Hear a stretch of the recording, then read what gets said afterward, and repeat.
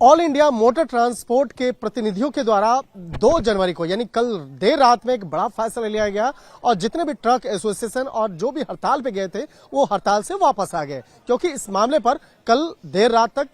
केंद्रीय गृह मंत्रालय में केंद्रीय गृह सचिव के साथ एक महत्वपूर्ण बैठक हुई। उसके बाद ट्रक एसोसिएशन की बात करें या ऑल इंडिया एसोसिएशन की बात करें, उन लोगों ने फैसला लिया कि इस हड़ताल से वो वापस आएंगे। अब जिसके बाद आज के मार्केट में अब उसका असर भी देखने को मिल रहा है, क्योंकि हड़ताल वापस ले लिया गया है और हड़ताल अब पूर्ण तौर पे खत्म हो गया है। लेकिन अब सवाल उठता है कि आखिर ये हड़ताल हुआ कैसे। काफी जो बातों को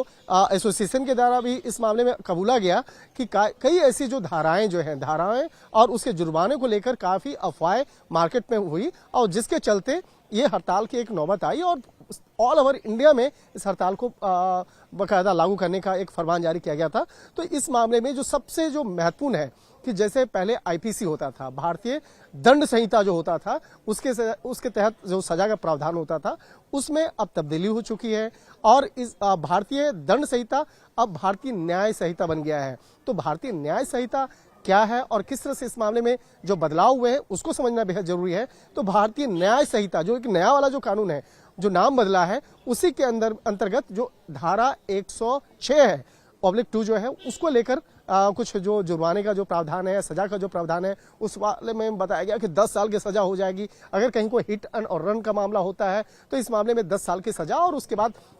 लाखों रुपया का आपको जुर्माना लग सकता है। तो इस मामले को एक अफवाह के तौर पे फैलाया गया, लेकिन बाद में जब एसोसिएशन के लोग केंद्रीय गृह मंत्रालय पहुंचे तो उन्हें बताया गया कि ऐसा कोई सजा का प्रावधान नहीं है, ना ही ऐसा जुर्माने का प्रावधान है, क्योंकि इस मामले पर जो सजा होती है वो कोर्ट फैसला करता है और फैसला कोर्ट उस मामले पर निर्भर करता है कि वो कितना अधिकतम सजा करेगा या नहीं करेगा या कितना सजा करना है, वो कोर्ट के अधीन होता है। और अभी तक ये कानून लागू भी नहीं हुआ है, क्योंकि इस मामले पे हमारे सूत्र बताते हैं कि 26 जनवरी के पहले तक इस कानून को लागू किया जाएगा। लेकिन लागू करने से पहले जो ऑल इंडिया ट्रांसपोर्ट एसोसिएशन के जो प्रतिनिधि हैं उनसे बाकायदा बातचीत की जाएगी और उसके बाद ही ये धाराओं को लागू किया जाएगा। तो एक तरह से कहा जा सकता है अफवाह की स्थिति तो खत्म हो गई है। इस मामले में साफ तौर पर केंद्रीय गृह मंत्रालय के द्वारा भी बताया गया और इसके साथ ही इस मामले में एसोसिएशन के द्वारा भी साफ तौर पर बताया गया कि यह अफवाह कैसे उड़ी है और इसके साथ ही किस तरह से इस मसले का समाधान निकाला गया है। लेकिन एक खुशी की बात जरूर है कि हड़ताल समाप्त हो गया है, लेकिन अभी भी इस धारा को समझने के लिए जो एक असमंजस की स्थिति बनी हुई है, जल्द ही इस मामले का भी खात्मा कर दिया जाएगा। वीडियो जर्नलिस्ट मनमोहन सिंह के साथ शंकर आनंद, न्यूज़ 18 दिल्ली।